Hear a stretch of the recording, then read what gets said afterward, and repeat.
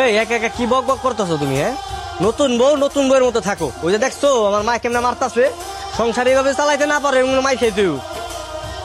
আমার জামা কাপড় কিনে দিবেন না? কি শাড়ি পরে 12 মাস থাকবো আমি? ওরে বাবা রে, সকালবেলা না স্যাডাং স্যাডাং কথা কইতাছিল, এক কাপড় একবার সারা জীবন থাইকা যাইবা। হ্যাঁ, তাহলে এখন আবার কাপড় চুপড় লাগবো কে তোমার? অনেক একটা গাঁটতি আছে হেন্দা, ওই লুঙ্গি আর যে গেঞ্জি আছে পয়রা হবো। কোন পাপের কারণে যে আপনার মতন কিপটার লগে বিয়ে হইছে আল্লাহই জানে। কি পরিবারে বিয়ে দিছো মা? এমন কিপটা কাইটা গেছে মনে হয় টেয়া শেষ। একটু টেয়া বেরো দেন তো। শয়তানে লারে আমার টেহা বলে। এই আপনি কি কন্ত? হ্যাঁ, এই 20-30টা লাগে আপনি এমন কিপটামি করতেছেন। পরে বড় বড় দালান তৈরি করবো, তোমার একটা দিয়ে দিব। যাও, আপনার দালান বানান আর যাই বানান, আপনার লাগে যাই থাকবো অল্প দিন শান্তি হইব না।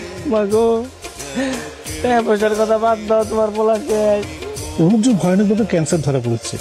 আল্লাহ গো, এটা আপনি কি কইতাছেন ডাক্তার সাহেব? আমার পোলার ক্যান্সার হইছে। এটা ডাক্তার সাহেব একটা কথা কই। বলেন। রিপোর্টটা কি ঠিক আছে? মানে ভুলও তো থাকতে পারে, যে সিনেমায় দেখে না নায়কের রিপোর্ট ভুল থাকে।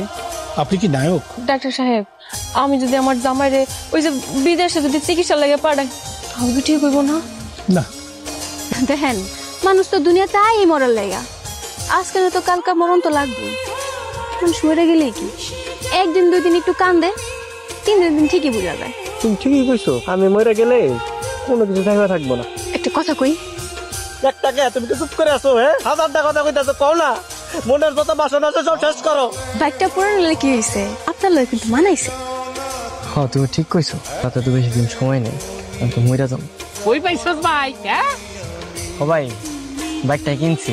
তুই তো কয়েকদিন পরে মরে যাবি গা, তখন এই বাইক কেন চালাইবো? তখন আপনি দিয়ে দিব না, আপনি বাইক দিয়ে বাড়ি বাড়ি ভিক্ষা করেন। হ্যাঁ, সত্যি?